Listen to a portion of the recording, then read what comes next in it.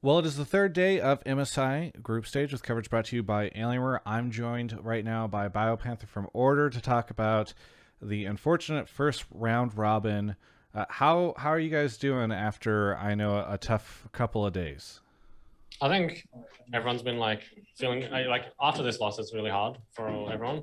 So I think right now we're gonna just go back and just review everything and just kind of have that hope to win all four games on the next day. So it's just preparing for that and like just making sure our drafts because like right now we don't know like fundamentally how we want to like pick our champs and like play. It's just really hard. Like I think the teams have really found our weakness at the moment, so we just kind of be flexible on the third day. Yeah, I mean, do you think that it's a drafting issue? Do you think it's skill? Where do you think the gap is right now between you and G2 and EG?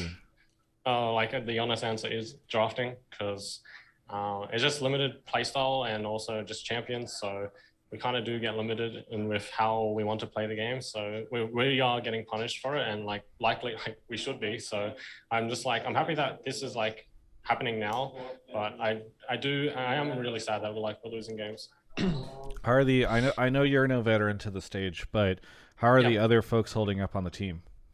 I think they feel bad because they want to really like show up and like individually they can match up with these players. It's just that like I think mainly our macro and like I guess how we want to like link up as teammates is really hard at the moment, and we haven't like really practiced that. So I think that's probably like what's letting us down in most of these games. Are you, because of your previous experience, are you able to kind of help the other guys on the team?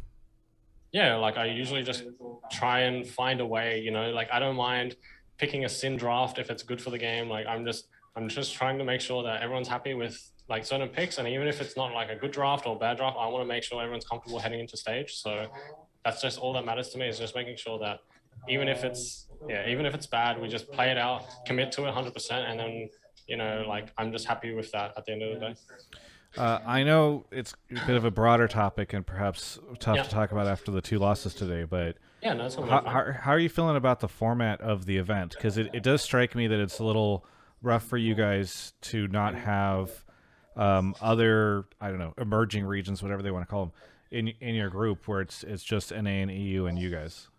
Yeah, like for me, like I think this is the best. Like I want to play the best, and like I don't mind getting smashed. Like at the end of the day, like this is like a learning experience. Like for me, like I've experienced this like before versing like Darwin and stuff, but like for the rest of my team, it's like a huge thing because I haven't experienced this before. So I just want to keep learning and growing as a player, and like for me, I just want to keep furthering my career. So versing the best is like my opportunity to get better. So that's all that like is my main focus. Yeah. I got to talk with you with Emily Rand a couple days ago for Yeah. Rift Reaction, but I guess any highlights for you over the past couple of days. Obviously, the games themselves have been tough, but I don't know if there's any behind the scenes moments where you've had a chance to like talk to some of the other players that have been really cool for you, or any scrims that have been notable. I don't know if there's anything that really stands out to you.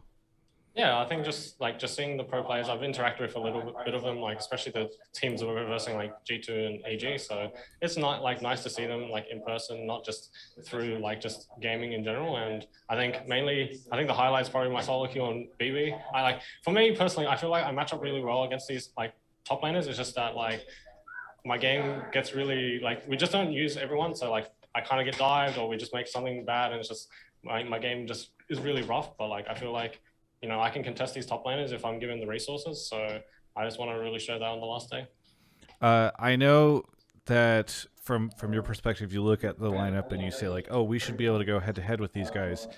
Do you feel Mm-hmm. like there's much of a resource gap between, or maybe infrastructure gap between you and the other teams? Because clearly, like like EG's struggling their first two couple days where they're like, we don't have our drafting coach. He's in quarantine. I don't know if you guys have a drafting coach, for instance. Like, so I Yeah. wonder, would you look at these other organizations, do you feel that difference in the infrastructure that they have and that they can bring to an international event like this? I think I think like usually it's nice to have like another opinion. I don't think you like relatively need it, but like having like another opinion about picks and draft that you can really respect is like a huge thing, especially for some players that like rely on like good sources. So usually for us, we kind of just have to base it around like what we like our feel, of the meta, like what is good. So it's just we just have one coach and 5 players. So whatever we think is good, we should play, and we kind of just commit to that style. So we don't really have any outside sources unless we like reach out. So that's just how we need to learn and improve. And like this international stage is like a big thing because like it does really show the infrastructure gap. Yeah. Unless I'm crazy, you guys have about 48 hours, a little bit less of that, to Yeah, come up with the recovery plan for this. So how do you expect to spend that?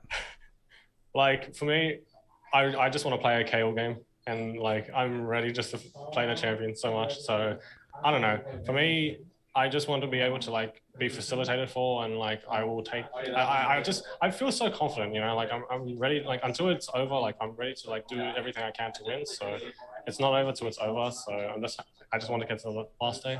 Yeah. Very good. Well, I won't keep you too much longer, but is there anything that you want to say to any of the fans out there?